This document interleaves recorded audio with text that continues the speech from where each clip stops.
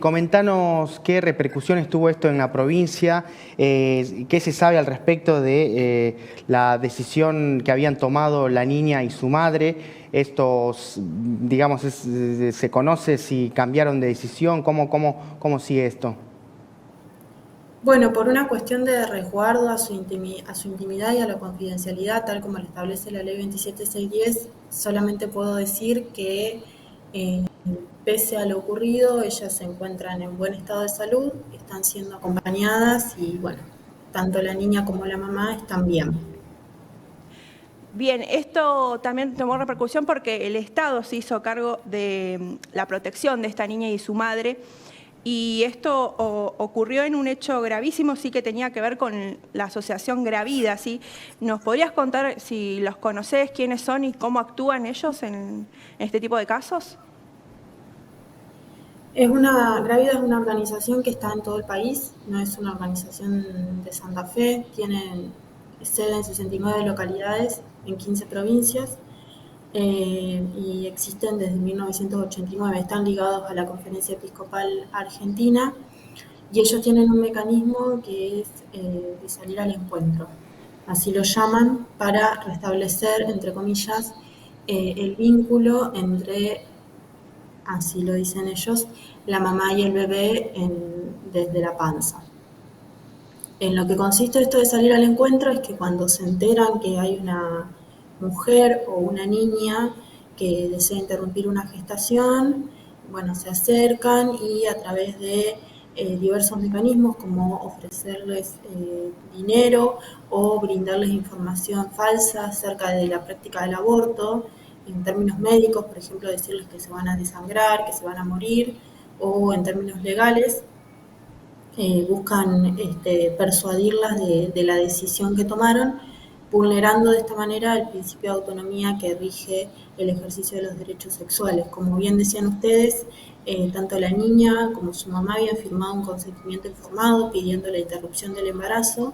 Luego son interceptadas por esta organización que, bueno, las mantuvo en un lugar que es propio, es una casa propiedad de ellos, y bueno, tuvo que haber una intervención y un pedido, una medida de protección excepcional por parte de la Secretaría de Niñez para que la organización Grávida, entre comillas, entregue a la niña. Digo entregue porque, bueno, verdaderamente no es que pudieran ir por su propia voluntad, sino que hubo que citar al referente de la organización, preguntarle que diga dónde estaban y luego establecer un punto de encuentro para que ellos pudieran liberarlas. Todo esto es materia de investigación y justamente desde la campaña lo que estamos pidiendo es que se investigue qué ocurrió en esas horas.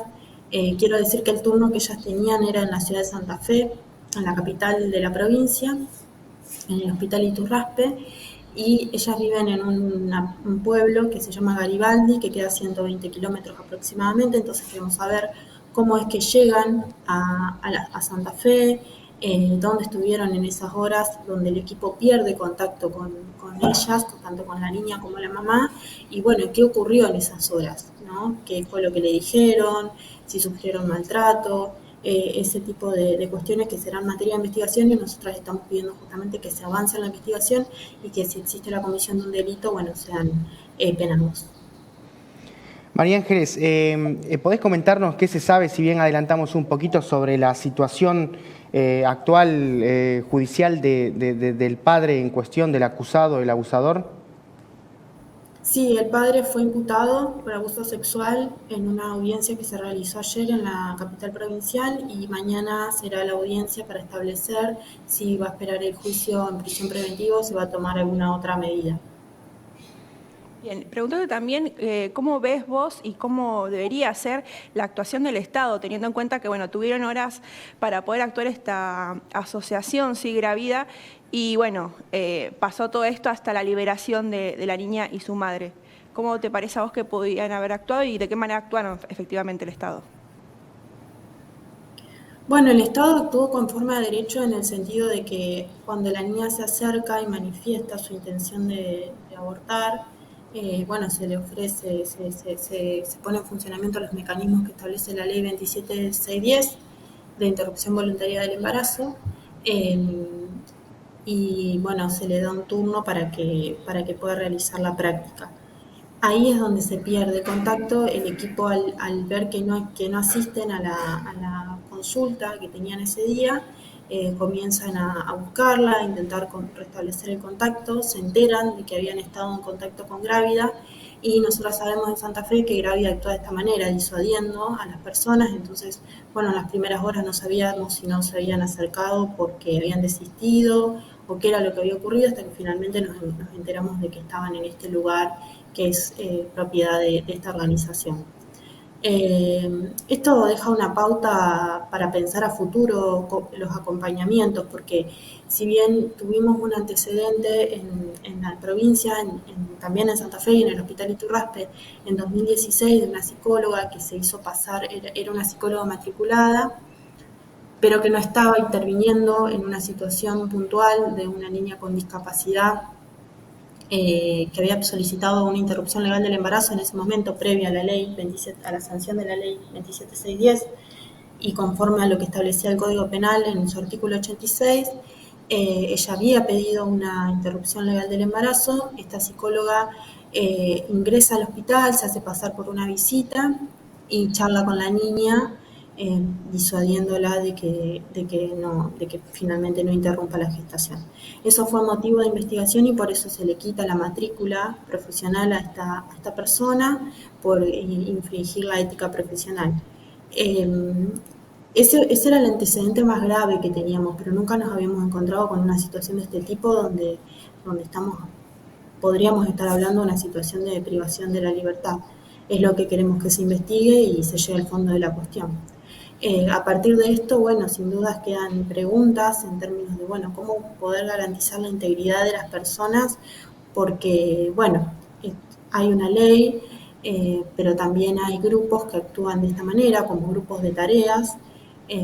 Son organizaciones que están muy bien, valga la redundancia, organizadas, que cuentan con financiamiento, que cuentan con vínculos políticos y con vínculos con la Iglesia, y bueno, llegaron a este extremo de lo que estamos comentando. Entonces, sin dudas que genera un mojón para volver a repensar los acompañamientos, porque en general cuando alguien pide una interrupción del embarazo, se hace eso, se da un turno y la persona va el día asignado y accede a la práctica. Pero bueno, a partir de esto habrá que tomar algunas otras medidas extra para el resguardo de la persona que decida abortar.